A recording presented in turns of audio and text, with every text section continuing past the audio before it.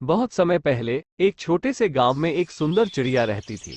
ये चिड़िया कोई साधारण पक्षी नहीं थी। वो दिखने में बहुत प्यारी और उसकी आवाज मीठी थी, जिससे पूरे गांव के लोग मंत्रमुग्ध हो जाते थे। हर सुबह जब सूरज की किरणें गांव पर पड़ती, चिड़िया अपनी मधुर आवाज में गाना गाकर पूरे वातावरण को सुखद बना देती। लोग उसकी आवाज से उठते और पूरे दिन उसका गाना सुनते रहते। चिड़िया के गानों में एक जादू था जो हर किसी के दिल को छू लेता था। चिड़िया का नाम मोरनी था। हालांकि वो मोर नहीं थी, लेकिन उसका नाम मोरनी इसलिए रखा गया था क्योंकि उसकी सुंदरता और आवाज मोर जैसी अद्वितीय थी। गांव के लोग उसे बहुत प्यार करते थे और उसकी देखभाल करते थे।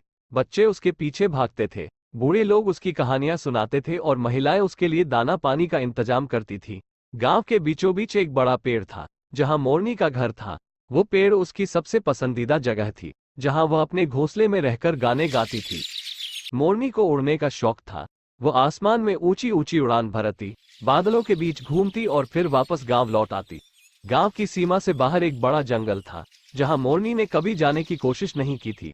गांव के बुजुर्गों ने हमेशा कहा था कि जंगल में खतरनाक जानवर रहते हैं, जो किसी को भी अपना शिकार बना सकते हैं। इस डर से मोरनी ने कभी उस जंगल की ओर देखा भी नहीं था। एक दिन गांव में एक अजीब सी चुप्पी छा गई। लोग उदास और चिंतित थे। गांव के मुखिया की बेटी बीमार पड़ गई थी और किसी को उसकी बीमारी का इलाज समझ में नहीं आ रहा था। गांव के सभी वैद्य असफल हो चुके थे। मुखिया बेहद दुखी थे और हर कोई मदद के लिए भगवान से प्रार्थना कर रहा था। तभी एक बूढ़ा व्यक्ति गांव में आया। उसने कहा, मैंने सुना है कि इस जंगल के उस पार एक जड़ी बूटी है जो किसी भी बीमारी को ठीक कर सकती है, लेकिन उस जड़ी बूटी तक पहुंचना बहुत कठिन है क्योंकि जंगल में कई खतरे हैं। मोरनी ने यह बात सुनी और उसके दिल में गांव की मदद करने की इच्छा जाग उठी। उसने सोचा, अगर मैं उड़कर उस जड़ी बूटी को ले आऊं तो मुखिया की बेटी ठीक हो जाएगी और पूरा गांव खुश हो जाएगा। लेकिन उसे जंगल का डर था। गांव के लोग भी उसे मना कर रहे थे, लेकिन मोरनी ने अपनी हिम्मत दिखाई और जंगल की ओर उड़ने का फैसला किया। अगली सुबह सूरज की पहली किरण के साथ मोरनी ने आसमान में उड़ान भरी। वो तेजी से उड़ती हुई जंगल की ओर बढ़ी।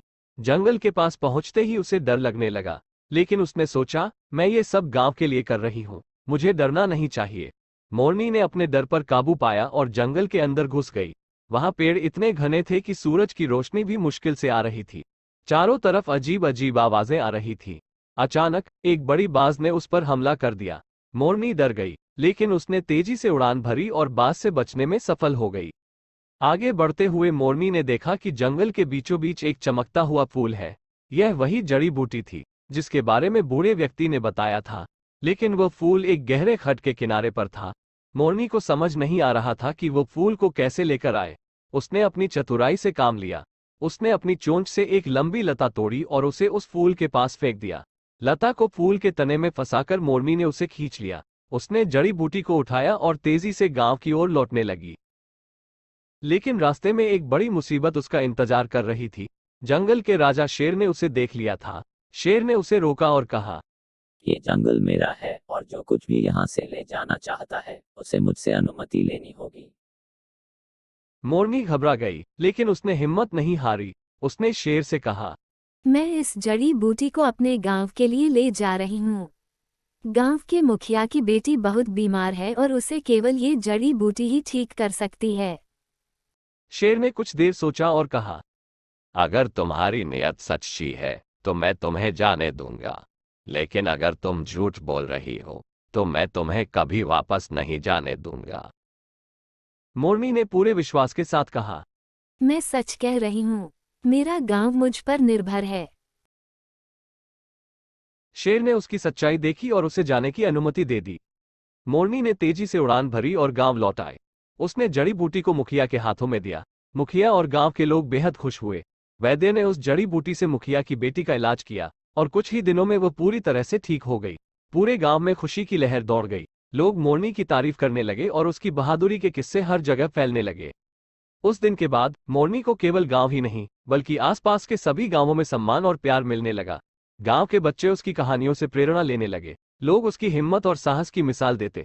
मोरनी ने सिखाया कि चाहे कितनी भी मुश्किलें हों, अगर हमारी नीयत अच्छी हो और हम सच्चाई के रास्ते पर चलें, तो हमें सफलता अवश्य मिलेगी। मोरनी अब भी उसी गांव में रहती थी, लेकिन अब वो केवल एक चिड़िया नहीं थी, वो गांव की हीरो बन गई थी।